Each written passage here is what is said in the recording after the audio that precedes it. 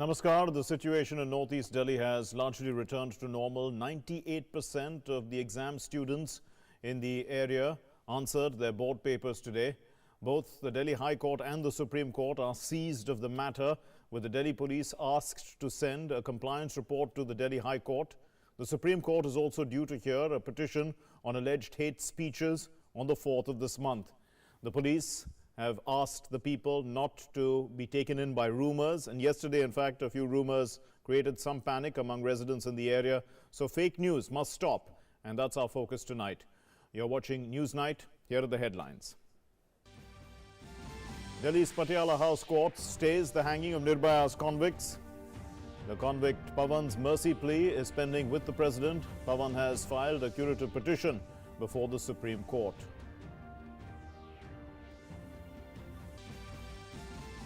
Opposition disrupts day one of the second leg of the budget session. The opposition demands a debate on the Delhi violence. The BJP and the Congress members exchange angry sentiments. The BJP blames the Congress for the deadlock in the House.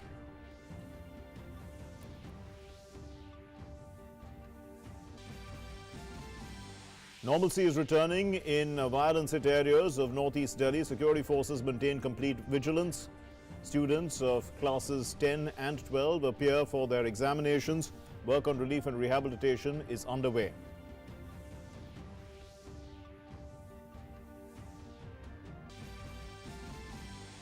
Two fresh cases of coronavirus detected in India, one being treated in Delhi, the other in Telangana.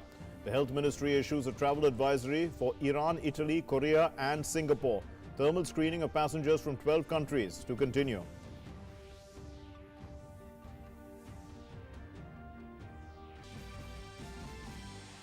Coronavirus spreads across the globe. 89,000 cases reported so far. Claims 3,000 lives. Also in Iran, South Korea and Italy. The second death is in US. 2 days after peace deal with the US, Taliban announces campaign against Afghan security forces. The Taliban spokesperson says partial ceasefire had ended.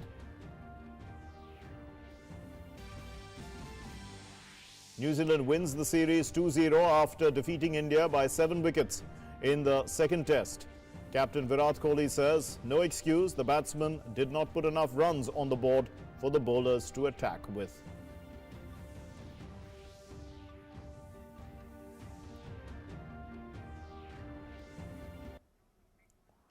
Our top story, a Delhi court has deferred till further orders the hanging of 4 death row convicts in the 2012 Nirbhaya gang rape and murder case, pending disposal of the convicts' mercy plea. Now, all the convicts in the case were to be hanged together on Tuesday at 6 a.m. The execution of their death warrants has been deferred thrice due to delays in exhausting their legal remedies. Nirbhaya's mother, Asha Devi, said that no matter what the convicts do, they will be hanged for their crime. A Delhi court on Monday deferred till further order the hanging of 4 death row convicts in the 2012 Nirbhaya gang rape and murder case pending disposal of convicts' mercy plea. The execution of their death warrants has been deferred thrice due to delays in exhausting legal remedies. All the convicts in the case were to be hanged together on Tuesday at 6 a.m. Additional Sessions Judge Dharmendra Rana said death cannot be executed pending disposal of mercy petition of the convict Pawan Gupta. Despite stiff resistance from the victim side, I am of the opinion that any condemned convict must not meet his creator with a grievance that the courts of the country have not acted fairly in granting him an opportunity to exhaust his legal remedies. As a cumulative effect of the discussion, I am of the opinion that the death sentence cannot be executed pending the disposal of mercy petition of the convict. It is hereby directed that the execution of death warrants against all the convicts scheduled for March 3rd at 6 a.m. is deferred till further orders. बहुत जल्द हमें within 2 or 3 days में एक fresh date हमें फिर मिलेगी और वो डेट भी फाइनल होगी. लेकिन आज मुझे एक चीज समझ में नहीं आई कोर्ट में कि जो दिल्ली हाई कोर्ट ने 1 वीक का टाइम प्रिस्क्राइब किया था, उस टाइम का मीनिंग क्या है. सुप्रीम कोर्ट ने जो डायरेक्शन दिया था उसका मीनिंग क्या है. The court passed the order on Pawan's plea seeking to stay the execution as he has filed a mercy petition before the president on Monday.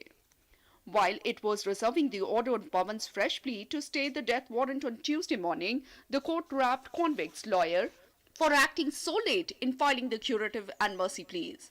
Pawan's curative plea was rejected by the Supreme Court earlier in the day. The trial court had earlier in the day dismissed Pawan's and co-accused Akshay Kumar Singh's application for staying their death warrants. Nirbhaya's family was once again shattered. फैसले अपने ही दिए हुए फैसले में अमल करने में उनको इतना टाइम क्यों लग रहा है, क्यों बार बार फांसी पोस्टपोन हो रही है?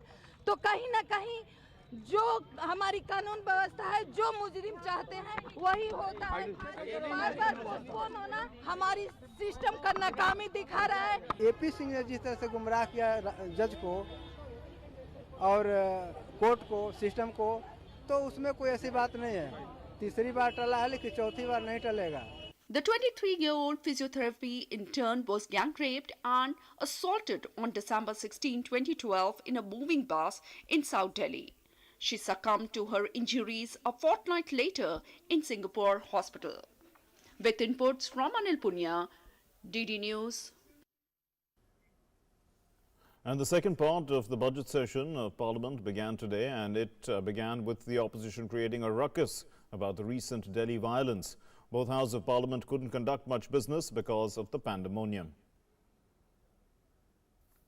On day one of the second leg of the budget session, the opposition created ruckus on the issue of violence in some parts of national capital in the past few days. Lok Sabha passed obituary reference to sitting member Baidyanath Prasad Mato.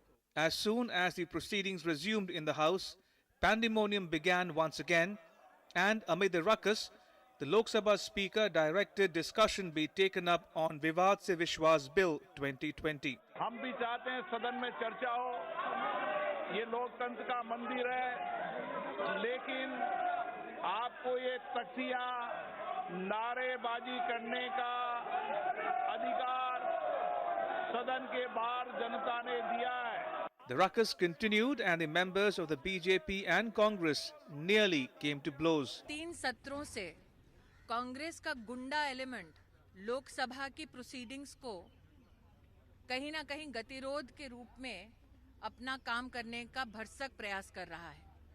आज मुझे ये कहते हुए अफसोस है कि 3 time की महिला एमपी, अटल जी की सरकार में मंत्री और ट्राइबल समुदाय का गौरव जसकौर मीना जी के साथ दुर्व्यवहार हमारे सदन के पटल पर हुआ. The House was once again adjourned. हम सबका प्रयास ये होना चाहिए कि हम इस संसद की मर्यादा को बनाए रखें, और मैं पूरे सदन से व्यक्तिगत रूप से भी आग्रह करूंगा कि जो वरिष्ठ सदस्य हैं इसमें हस्तक्षेप कर और इसकी गरिमा को बढ़ाए रखें. आज व्यक्तिगत रूप से मैं बहुत दुखी हूं. The BJP hit out at the opposition for the scuffle. कि जिन लोगों ने खुद ही आग लगाई है वो क्या आरोप लगाएंगे? जिन लोगों ने घर से निकलो आर पार की लड़ाई लड़ो, नहीं निकले तो कायर कहे जाओगे, ये सब बातें कहने वाली, ये सारे जिन जिन ने भी इसमें आग में घी डालने का काम किया है अपने बयानों से, उनके बयानों की जांच हो. In the Rajya Sabha, the opposition demanded a probe into the violence in some parts of Delhi. The deputy chairman said that the violence is a serious issue. When the situation will become normal in Delhi, the issue will be discussed in the House after discussions with the leader of the House, leader of the opposition and the minister concerned. Is definitely important. It deserves to be discussed. But at the same time, I am of the view, keeping in view what has happened, our priority should be to see that the normalcy is restored, and then we discuss about ways and means of preventing it and also taking measures. मैं चाहता हूँ हम लोग एक स्वर से बोले इस हाउस से सामान्य स्थिति लाने के लिए एक स्वर से बोले, ये कोई पद्धति नहीं. Leader of the opposition Ghulam Nabi Azad and other opposition members demanded discussion on the issue. But leader of the House Thawar Chand Gehlot said that it is because of the government's active role that the law and order situation is under control in Delhi and there is peace in all the areas.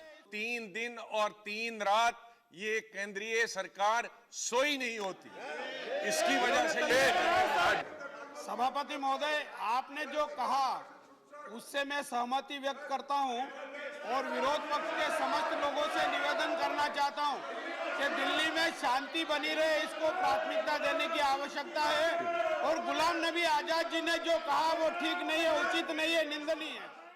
Due to the ruckus, the House was adjourned and it resumed at 2 p.m. The opposition continued the ruckus, and amidst the ruckus, Central Sanskrit University Bill was introduced and discussion started on it. But the pandemonium caused the House to be adjourned for the day. In the second phase of the budget session, the priority will be to have the budget proposals passed and those bills passed that were introduced in the first part of the session. With Parliament team, News Night Desk, DD India. So let's move on to our story, which is in focus tonight. The situation in northeast Delhi, where life is returning to complete normalcy. Here's our report. These visuals are a clear indication that the situation in the riot-affected areas of northeast Delhi has become increasingly normal. Normal routine life is clearly visible. Vehicles have been plying on the streets and shops have reopened. There was no violence reported from any part of northeast Delhi on Monday. A large number of security forces have been deployed in Zafrabad, Maujpur, Babarpur, Chandbagh, Shiv Vihar, Bhajanpura, Yamuna Vihar and Mustafabad. Police have been appealing to people to maintain peace. शांतिपूर्ण है बिल्कुल, और आप पूरे क्षेत्र में north east में दुकानें खुली हुई हैं, जनजीवन सामान्य है, पूर्णतया शांति है, एकदम peaceful. Normalcy has been restored in this area. Everybody is doing his job. The board examinations were conducted on Monday amid heavy security deployment in the area. In violence-hit areas of northeast Delhi, the attendance at the board exams was more than 98%. Police took all the precautions to ensure students' safety. बहुत अच्छा इनका turnout रहा है. सभी बच्चे जो हैं examination centre में आए हैं, पेपर दिए हैं. करीब 98.2% आज की अटेंडेंस रही है. तो ये स्थिति संकेत करती है कि अब जो नॉर्थ ईस्ट में स्थितियां हैं वो सामान्य हो चुके हैं. Students of the 12th grade had their physics paper, while those doing the 10th grade had music as their subject. In Khajuri Khas, the police gave students who had come for their board examinations a rose each and wished them all the best for their papers. तैयारी सही है, but ये जो cancel का process चल रहा है उसकी वजह से हम तैयारी सही से कर नहीं पा रहे, क्योंकि हमें डर रहता है कि कैंसिल ना हो जाए पेपर. उसकी वजह से हमारे माइंडसेट पे ये रहता है कि हाँ पेपर कैंसिल हो जाएगा, इसलिए ज़्यादा पढ़ नहीं पाते. तैयारी तो वही है जो पूरी साल की है. जो मेन तैयारी 4 दिन की होती है, क्योंकि ये है सर तैयारी उन्हीं दिनों की होती है जो पेपर में छुट्टी मिलती है. मेन तैयारी वही होती है. इंग्लिश का भी पेपर हमारा कैंसिल हुआ था, तो फिर फिजिक्स की तैयारी भी ढंग से हो नहीं पाई, पर फिर भी पूरी कोशिश तो करी है. The CBSE has said that it is ready to allow those students who could not take the examination during the violence-hit days to appear for exams once again. Meanwhile, relief for victims of the violence has been stepped up. The Delhi government announced an honorarium of rupees 1 crore to the family of an IB employee who lost his life in the violence in northeast Delhi. At the same time, BSF has given 10 lakh rupees to the member of its staff whose house was burnt by a mob during the violence in Khajuri Khas. A check of rupees 10 lakh was handed over to Muhammad Anis at the BSF headquarters. The BSF will also rebuild his house. पूरा BSF DG साहब, IG साहब, DIG साहब सारे help कर रहे हैं मेरी बहुत, और मैं बहुत खुशनसीब हूँ जो मैं BSF में का अप्लाई हूँ और मुझे बहुत अच्छा लगा. मेरे बड़े-बड़े अधिकारी सब आ रहे हैं. Some schools were also partially burnt in the riots, and work is on to restore the classrooms so that students' education is not hampered. Almost हम classes as per schedule 7th of March को, मतलब 8th of March, that is Sunday, तक हम complete कर देंगे classes का done. और 9th of March के लिए हम classrooms हमारे पास available हो जाएंगे कि हम उसमें अपने बच्चों को studies करवा सकें.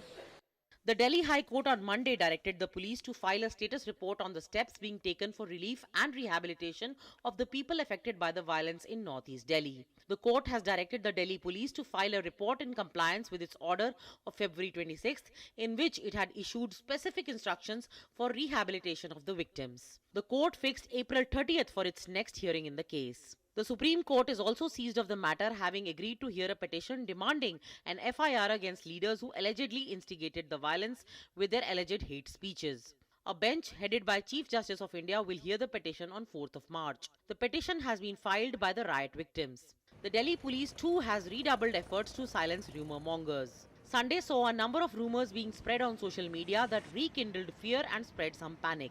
The Delhi police has appealed to people to be vigilant and ignore rumours and cooperate with the police in maintaining peace and harmony in their areas. Social media is being monitored and strict action will be taken against those who spread fake news. With inputs from Anil Punia and Vikas Sarthi, News Night Desk, DD India. Well, there's some news that's coming in right now, and in fact, the Prime Minister has tweeted saying that this Sunday he was thinking of giving up his social media accounts on Facebook, Twitter, Instagram, and YouTube. Will keep you posted, is what the Prime Minister has tweeted. And important news there. So we are talking to Arun Sharma, who's joining us with an update on this. Well, Arun, the Prime Minister is going to keep us updated, but what exactly led to this, to the Prime Minister thinking about this? An important development that is taking place as of now. Now, Prime Minister Narendra Modi has just tweeted about this. And let me just tell you that Prime Minister Narendra Modi is the most followed leader on Twitter, Facebook, and Instagram. Of course, he's the global. If you talk about the global leaders, Prime Minister Narendra Modi is the most followed leader. But yes, there could be two reasons that what we are analyzing as of now. Because I mean, we know this type of science is a good servant, but the bad master. Science has its own pros and cons. The way the fake news is being circulated, the way we are seeing a lot of episodes of fake news using the social media, this could be one of the reasons that staying away from these kind of social media platforms could be one of the reasons why Prime Minister Narendra Modi wants to stay away from these social media applications and wants to give a message that we should use social media platforms very diligently. And second important reason that could be marked as of now is social anxiety as well. In last couple of years, we have seen that in youth primarily, the number of depression cases, social anxiety cases, all these cases have been on a very much increase in last couple of years. And social media platforms, the number of more platforms to use as far as social media platforms are concerned, it is very much likely that the social anxiety gets increased, the cases of depression increase. So these are the primary two reasons that could be the reason. Because Prime Minister Narendra Modi, we know this fact, he's the most followed leader globally as far as the leaders are concerned. And second important aspect is that, Mark, that we have seen that Prime Minister Narendra Modi was one of the pioneers as far as the Indian political system is concerned to use the social media platforms in catering the information,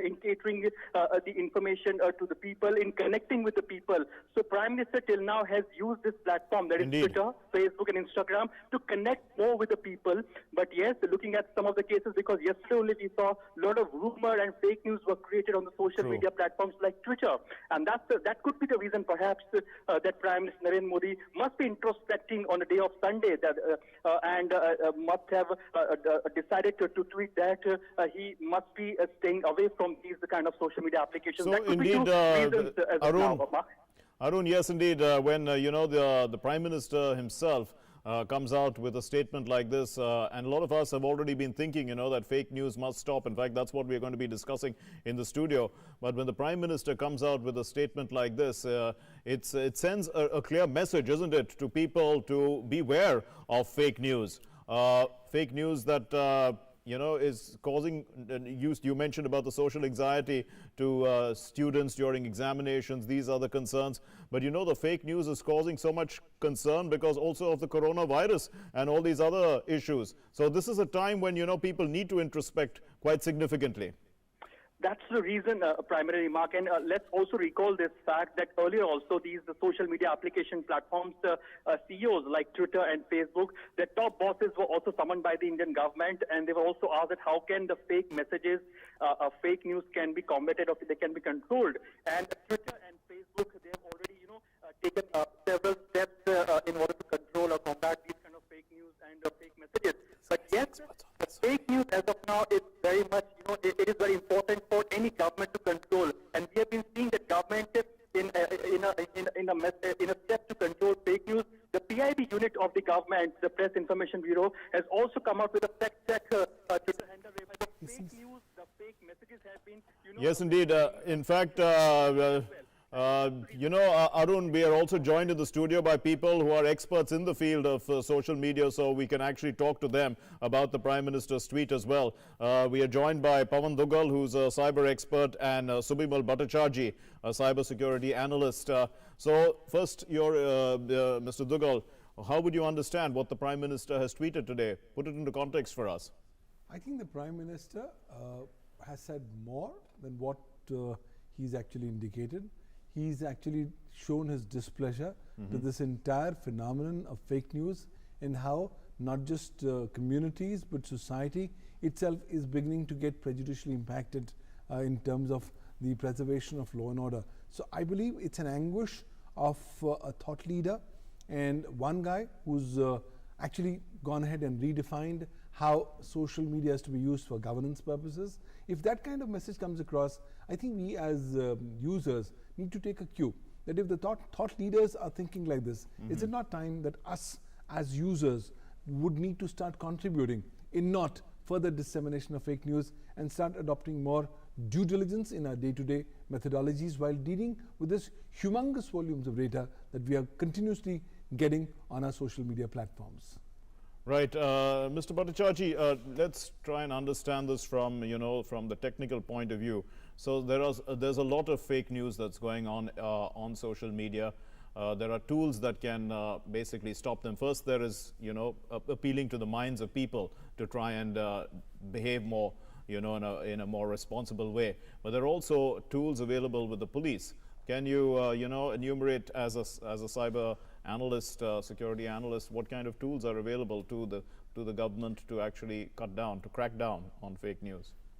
The phenomena of Facebook is not something that even the tools can weed off completely, and that was not the intent with which internet was also started. Internet was meant to be a free medium, and now it has been seen that this medium has become the backbone for most of the fake news dissemination, and that's where you see the Prime Minister's anguish. Right. But even if you go back, his government has been trying to look at this issue for quite some time. In fact, whatever steps WhatsApp has taken in terms of restriction about forwards and then getting a tick about forwarding, all of these steps are well intentioned. But even if you come to that point that you asked me about the technical point, now how much of a filtration you think you should do, and will you be able to take it off? Will you be able to sort of go to every source? I'm sure you would have seen recently that some of the large social media companies they have already formed a kind of an alliance to look at all of these issues together. In terms of is there a responsibility that they take and do some certain level of steps, or though they go by what happens. So if you look at it, a policing nature of trying to weed away fake news, I don't think is a permanent solution. I think a mixture of both, obviously, people's you can say self-censorship as well as technical issues. Now technical activities or technical intervention should happen when it comes to law enforcement, and nowadays a lot of these cases are coming to law enforcement, and the competency of the law enforcement to an extent has been bolstered across the country, across the state police forces. But this is something that the police always runs after the thief, and and there are a lot of people who are using the various issues when there are no issues at hand, making these issues into avenues to generate, propagate and create a sense of mistrust and fear. Right, so but Pavan Dugal, doesn't data leave a track? That that's what people thought right from the days when the internet was when people started using the internet. It leaves tracks. So it's in today's day and age, I suppose there are programs that can go mine through all this in data and find patterns and quite easily pinpoint the blame on X or Y, and it should be pretty easy, isn't it, in this day and age to pinpoint the blame of where a particular rumor starts from. That's what one would think. Well, that's factually accurate, but what we have not really taken into consideration is that cyber criminals are almost 10 steps ahead of law enforcement agencies. Okay. And now with the increasing tools available by means of which they can go ahead and obliterate incriminating electronic footprints, further makes it more difficult. In any case, in these kinds of social media misuses, the role of the social media service provider becomes of paramount importance. Okay. And the ability of the social media service provider to exchange and give information to the law enforcement agency is one particular area that is of remarkable efficacy should we want to go forward. But now two things. Number one, with the advent of deepfake as a technology coming in, it's emerged already in the Delhi elections. It's already beginning to show up in the Delhi riots, social media misuse. I think that's going to get more and more bigger when the lay persons will not be in a position to demonstrate and actually determine by naked eye as to what they are seeing is factually accurate or not. And number two, the inability of the Indian law to effectively enforce the service providers to provide all kinds of information to the law enforcement agencies in the direction of identifying the perpetuators of these kinds of exercises is also costing us much more dearly. The law is still set up in stone. The law is what it was in 2008, because that's the time we last amended it after the Mumbai the attacks. But now the problem is social media ground realities are completely different. The law is silent on social media. The law is silent on fake news.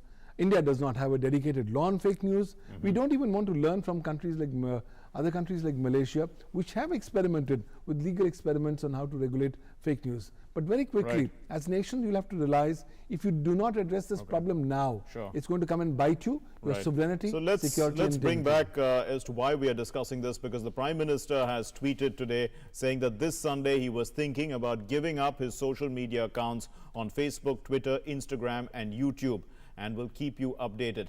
And we understand that the reason why the Prime Minister is doing this is because he is upset about fake news that is spreading. Fake news is causing considerable problems in the country's system of law and order. It's breaking up society. It's causing social anxiety. It's causing children who are doing their exams problems. There's concern also with coronavirus that's being made a bigger threat than it is about the people who are in the country who are dealing with it. So these are the kind of issues, and I think the Prime Minister is sending out a message that people need to be aware of what social media can do. It has, of course, its tremendous positives, but at a time like this, it does have negatives, and this is what we are focusing on. So let's bring back Mr. Subimal Bhattacharjee into the discussion. Let's look at what the Prime Minister says and try and understand. He's mentioned 3 accounts, his social media accounts: Facebook, Twitter and Instagram and YouTube. YouTube is also a means in which people begin to see videos, and in fact they forward videos. Of course, all that happens also on WhatsApp, and he's not mentioned WhatsApp, but WhatsApp is really the biggest form where all these things spread. So videos are particularly a problem, aren't they?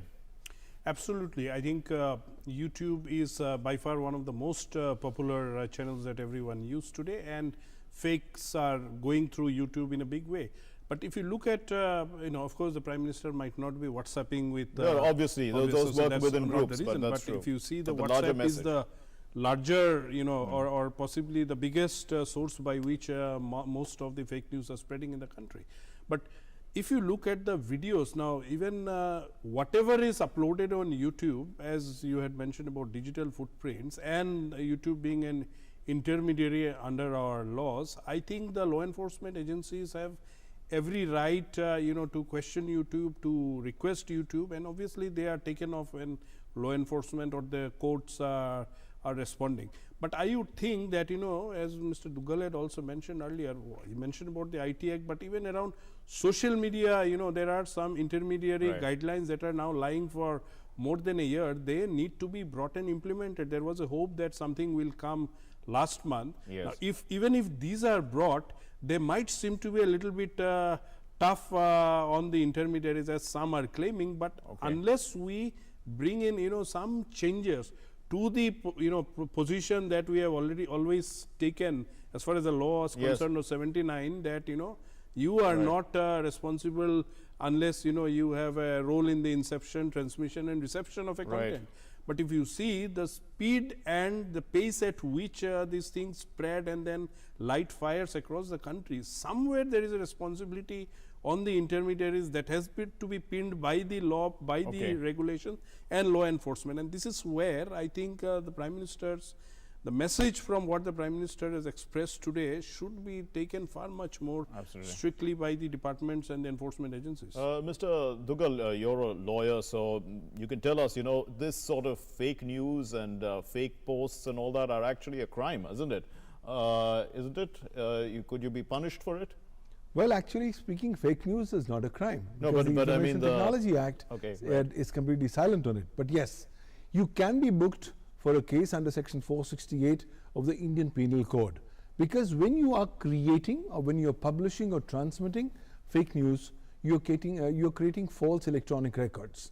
Thereby, you are conducting electronic forgery. And if the forgery is being done electronically for the purposes of cheating, you could definitely be hauled up under section 468 of the Indian Penal Code, punishable with 7 years imprisonment and fine. So it's a non-bailable offence. Unfortunately, we've seen a lack of innovative approaches in trying to effectively go ahead and invoke section 468 of the Indian Penal Code in these kinds of matters. Primarily the problem is the IT Act is the foundational mother legislation on the electronic format.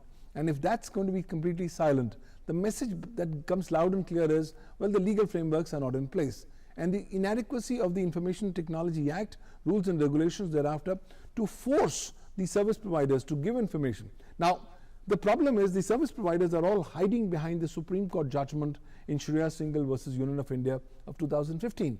In that historic judgment, the Supreme Court said, hey guys, you are service providers, you are going to be inundated with lakhs of requests for removal of data. Please don't remove data till such time you get a court order or an order from a governmental agency. Now, getting a court order or an order from a governmental agency takes a lot of time. Now, most of the common men are not able to do so, and that so effectively. So in a scenario like this, the service providers are hiding behind this. I think it's time that you, as a country, need to relook at how you coming up with new provisions on intermediary liability, making them responsible. You cannot say that I am a service provider, but I will be a mute spectator. I will let mayhem happen on my platform while there's so much collateral damage. Some work will have to be done. Right. Mr. Bhattacharjee, there was this impression, that fake news will be spotted by people who are fact checkers, who will be able to tell you this is it, this is the real thing, and they show you how that is fake. But the fact checkers themselves now have, become to have vested interests, and that is also becoming a bit of a concern. So, this whole industry of producing, let's say, propaganda of a kind, is a matter of concern. And if it's not punishable, as because it creates enmity, creates wrong ideas, it divides society, then, how can it actually be stopped? So I think, as I mentioned earlier, the enormity of the problem is such that, quarters or islands of activity or action really wouldn't result in something that we would ideally want. However, the whole medium of cyberspace is as a very dynamic medium, and in it all the players, the stakeholders have responsibilities, and now they have to be legally held responsible, and then the punitive powers and everything have to be implemented very strongly. The messaging, the actions, these are something that has to act as a deterrent. The fact checkers are somebody that most of these reputed social media organizations have been using. Even for India they have been using, but at the end of the day it is not able to stop something, even say within 10 seconds of something that has been put up, because it spreads like wildfire, and then from God knows from where, when, what somebody picks up and flares up. As I said, even today, right now, Meghalaya is burning. In Assam, at certain portion, a little known place which you don't know, called Umrangso, that is burning. And these are places in which which don't come to the national radar, but because the social media, somebody has posted a fake news, that goes on. And the police are also not I would say not incapable, but they are not with that capacity to be able to investigate and hold something in that period of time, by which if you take some action, then you can prevent something. So the deterrence factor is also possibly not working. Right. We had actually prepared some do's and don'ts, but you know, I think my producer has removed it from the rundown. But if I recall, you know, some of those things, it says to check the information that is hard to believe, avoid messages that appear to be suspect, you know, avoid things that ask you to forward it. Basically, those are important. I mean, if somebody's sending a message asking you to forward it, that's probably, it means that, you know, it's being peddled. So people have to be aware of a few of these kind of things, isn't it? Sir, at your level, you can do, I can do, Mr. Duggal can do, but the man in the village who today has a mobile phone, you know, and he takes interest in all of this, it gets difficult for him, you know, to decipher whether, you know, something is coming true or something is a fake. So, you know, and the proximal utility of a mobile phone today, the trustworthiness that has come because it is so close to you is far much more than what even your elders would tell you. You tend to disbelieve. So, these are some of these things. I think a large awareness campaign we have to do across the country, where we go down to the last mile and we go to the, you know, how do we address the common man? How does he understand, you know, what is fake and, you know, what is true? These indicators are very general. They actually still won't, it has to be a concerted awareness program that has to go on. Okay. I would think, you know, that is partially a solution, but we all have to work and build up the if Mr. Duggal, so if someone is asked to verify the information, I mean, you get it first on WhatsApp, let's say, I mean, what would one do to verify the information? One would look at, you know, other sources of the news. There are so many other sources which are online. There's also television channels that are not, you know, if they are not discussing that kind of news, it's obviously not true. So there are various ways you can check the news, isn't it? People should be aware of that, at least. I think people need to adopt due diligence as a part of their day-to-day lives. Just because we want to have that 15 seconds of fame in being the first person to share that amongst our group should not be the predominant factor. I think we should all adopt the 1 to 10 second rule, which is once I read something, I want to close my eyes and count 1 to 10 just to identify what's this news. If I'm going to forward it, will it actually cause damage or will it cause benefit? Number 2, it's always a good idea to go for independent corroboration. Go to various other social media search engines or normal search engines to find out what exactly is happening. And that will give you a reasonable picture. But don't be in a hurry to share information so quickly that you yourself become a pawn in the broader game of chess that's being played by these vested players, so that somehow not just the public order but the sovereignty, security and integrity of India could be prejudicially impacted. So I think all of us have a responsibility to our own selves, our families, our friends, society and the nation at large, that we are now not going to forward or disseminate any content which is alarming, which is bound to hurt feelings or which is bound to prejudicially impact public order or decency.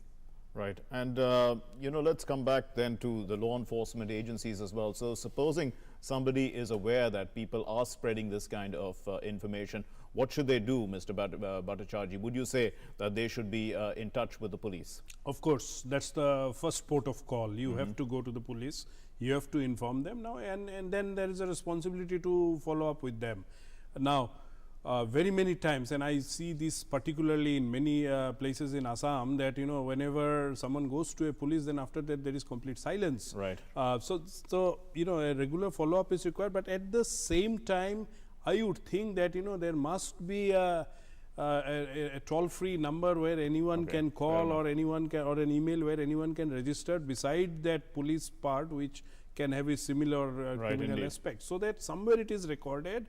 It's a game that not necessarily would be solved within a police station or, you know, the police network. It requires a lot of technical expertise. So that's where let us see how we devise a system where we involve you know, all the stakeholders and arrive at the solution.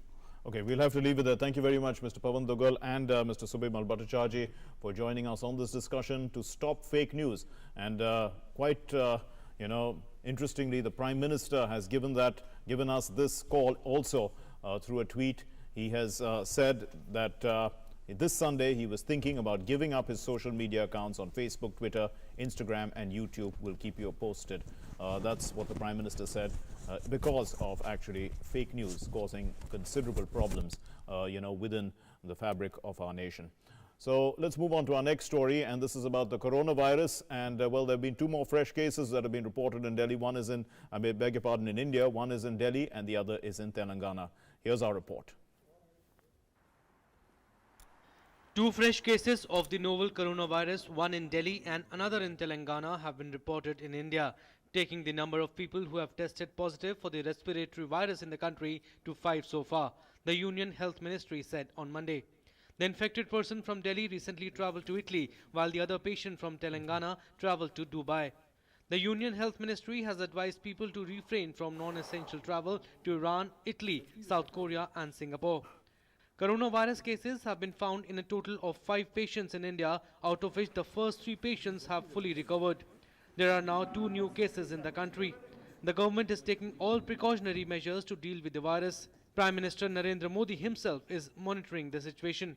जो लोग Iran के अंदर हैं, Iran से जो वापस आने हैं तो उनके लिए क्या प्रोटोकॉल हो. We are discussing all the probable situations with the Iran officials. National international protocol है, बीमारी का प्रोटोकॉल है, सब फॉलो किया. जापान की शिप से आप जानते हैं हम लोग 124 लोगों को लेकर आए, तो स्वाभाविक है कि जो बाकी इस तरह के ईरान में जो लोग हैं उनके बारे में भी हम लोग गंभीरता से विचार विमर्श भी कर रहे हैं, उसकी स्ट्रैटेजी भी वर्कआउट कर रहे हैं.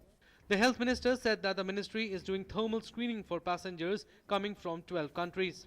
हम हमारा जो एम्बेसी के ऑफिशियल्स हैं, एक्सटर्नल अफेयर्स के लोग हैं, वो ईरान के ऑफिशियल्स के साथ जो है वहाँ के साथ जो ट्रैवल के संदर्भ में जो एडवाइजरीज वगैरह हैं और ट्रैवल के संदर्भ में जो हमें फॉलो करना है किस प्रकार से प्रोटोकॉल्स, उसके बारे में they are continuously in touch. विशेषकर ईरान, इटली, कोरिया और सिंगापुर, इन स्थानों पर जितना भी नॉन एसेंशियल ट्रैवल है उसको वो लोग पूरी तरह से अवॉइड करें. सरकार की तरफ से हाईएस्ट लेवल पर सारी चीज़ों को निरंतर मॉनिटर किया जा रहा है. There have been over 88,000 cases of coronavirus infection worldwide, including China, and so far around 3,000 people have died. A total of 2,870 people have died in China, while 79,824 people are infected. Meanwhile, the people of China are slowly returning to their work. Now, we take turns to work.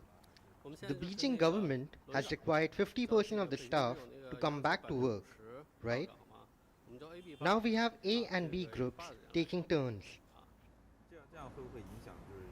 Chinese officials have reiterated that efforts to curb the outbreak are achieving positive results. The second most afflicted country after China is South Korea, where 3,736 people have been infected with 18 deaths. In view of the danger, the semesters of universities have been extended. In Italy too, 34 people died and 1,694 people are infected. The second case of the coronavirus was confirmed in the African country of Egypt on Monday. On the other hand, 54 deaths and 978 infections have been reported from COVID-19 in Iran. In the US, a second case of COVID-19 has been reported. In view of this, travelers from Italy and South Korea have been asked to conduct a thorough investigation.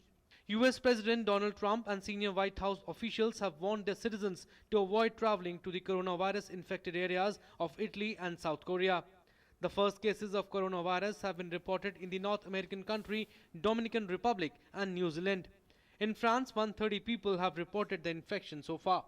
British Prime Minister Boris Johnson has said that fighting with coronavirus is his country's top priority.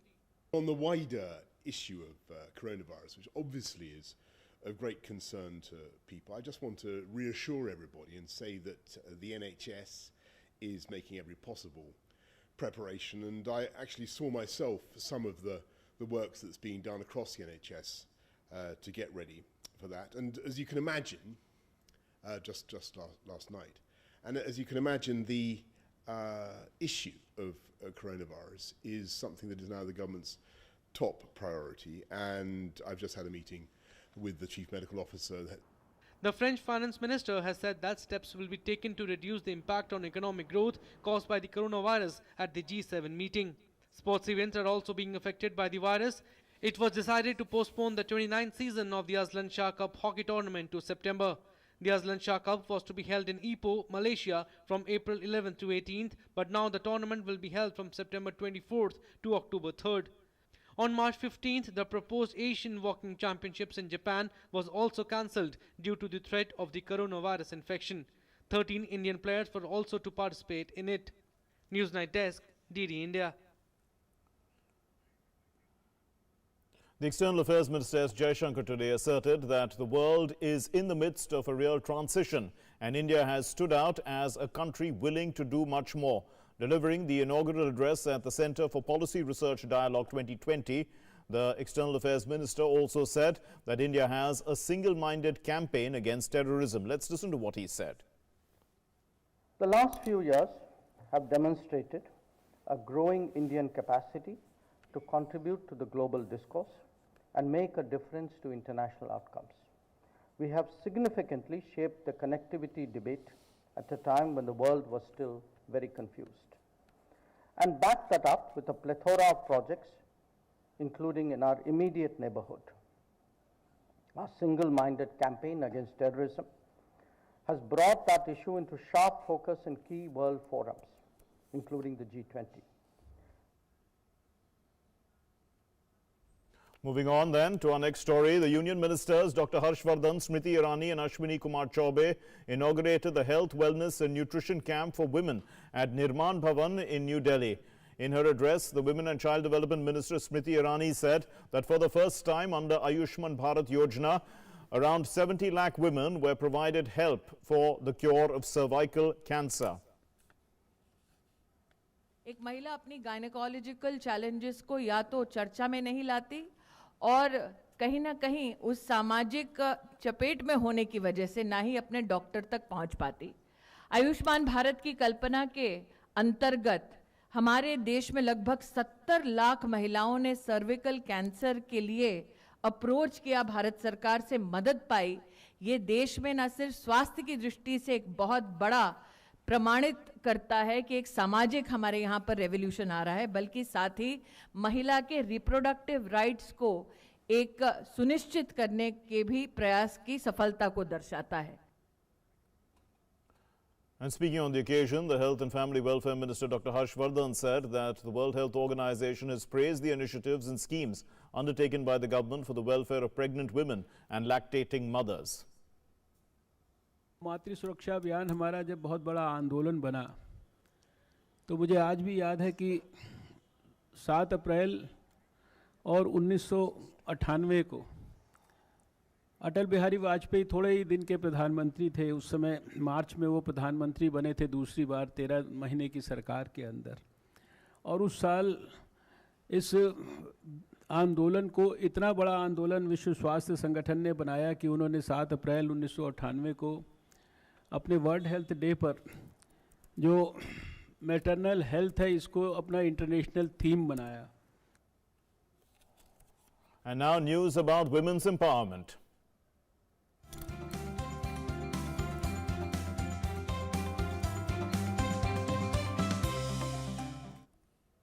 Well, educating and empowering the girl child and women in general has been the mission of Beti Bachao, Beti Padhao.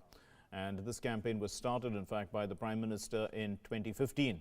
There are several other initiatives also launched by the central government to improve the lot of women and to help the nation's progress. Here's an excerpt of our special show, Educating Women, Empowering the Nation.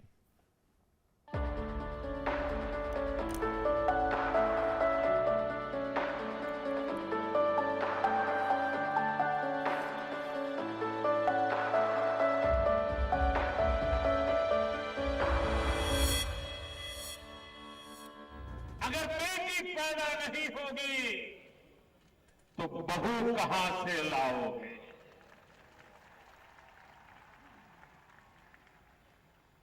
और इसलिए जो हम चाहते हैं वो समाज भी तो चाहता है। हम ये तो चाहते हैं कि बहू तो हमें पढ़ी लिखी मिले, लेकिन बेटी को पढ़ाना है तो 50 बार सोचने के लिए मजबूर हो जाते हैं। ये अन्याय कब तक चलेगा? Keeping the goal of all-round development firmly in sight, the Indian government gave the clarion call for Beti Bachao, Beti Padhao. This has led to gross enrollment ratio of girls being higher than that of boys at all educational levels.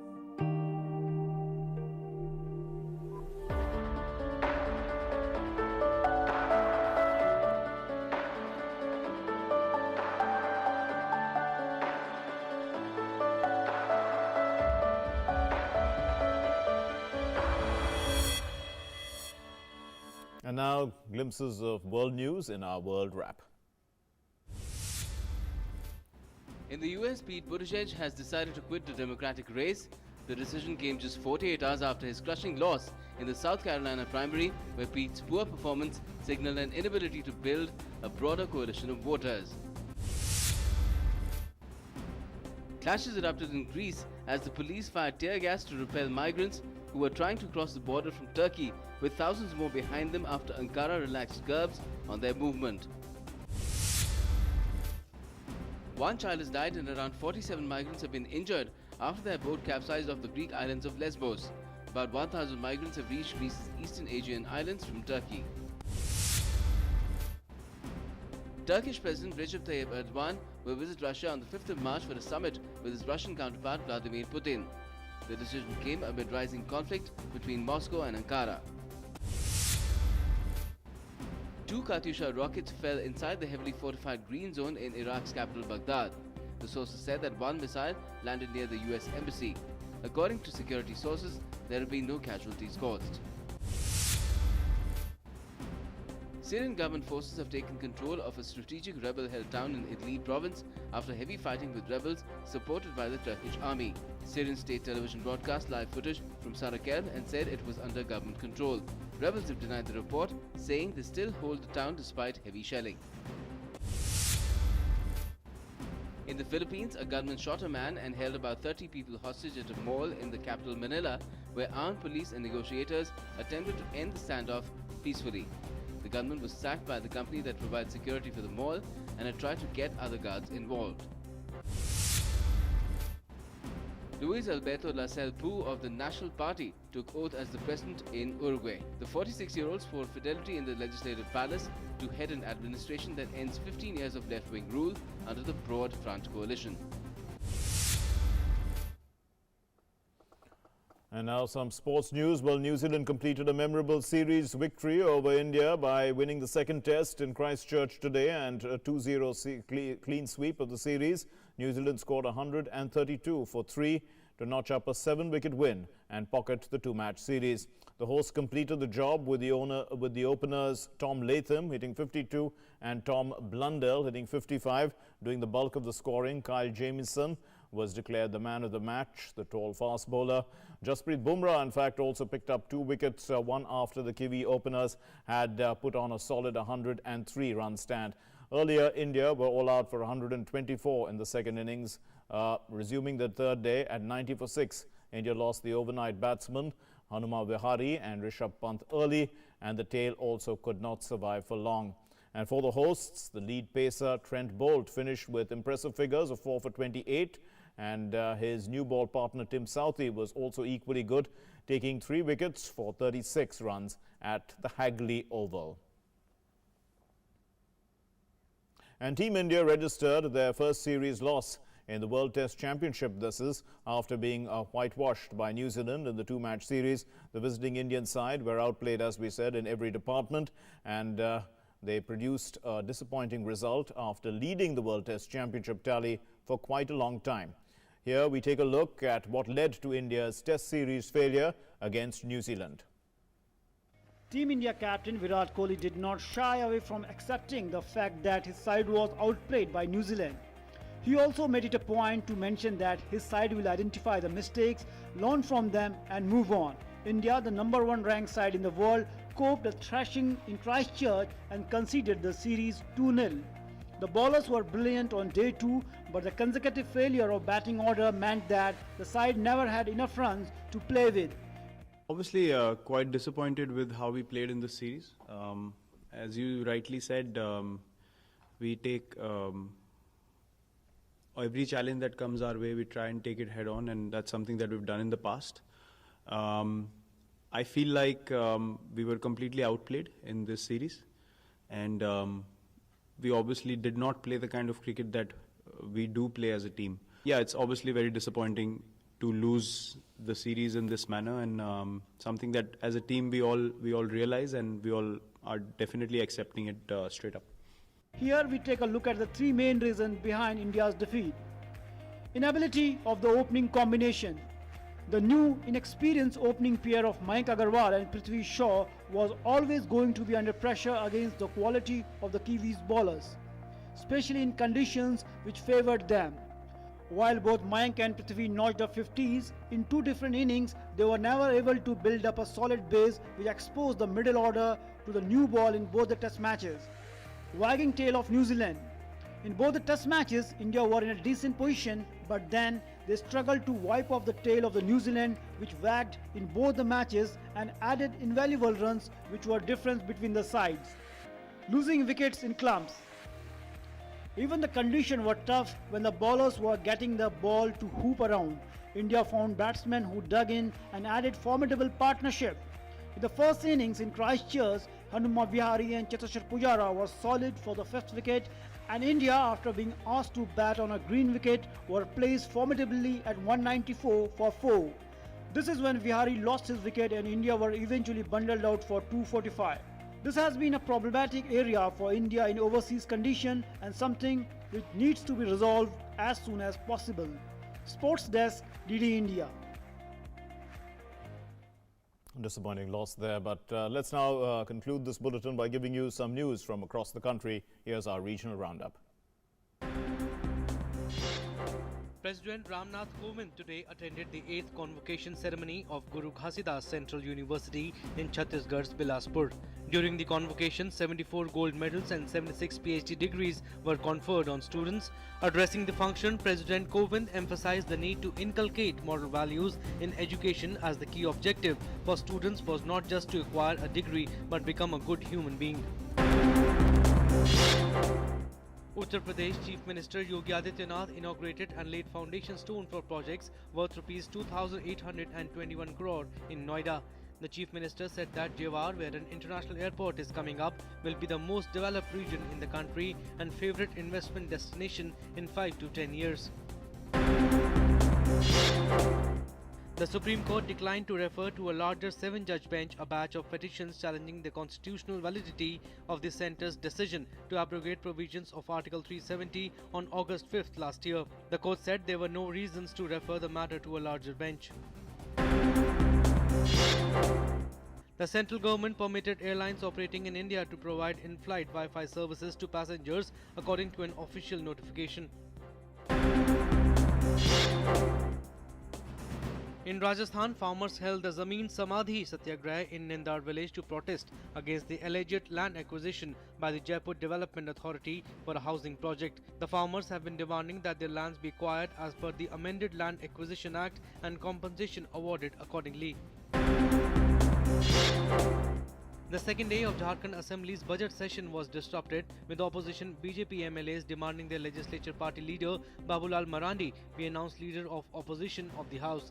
Speaker Rabindranath Mahato adjourned the House twice in the morning session before suspending the proceedings for the day shortly post-lunch.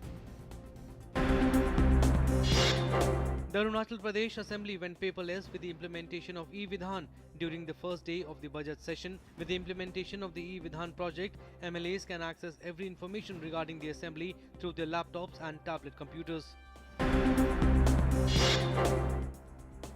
TMC Supremo Mamta Banerjee launched Banglar Gorbo Mamta, Bengal's Pride Mamta, a public outreach campaign to connect with more than 2.5 crore people and get the party battle ready for the upcoming civic polls and the 2021 state assembly elections. And that's all we have in this bulletin. Thanks for being with us. Namaskar.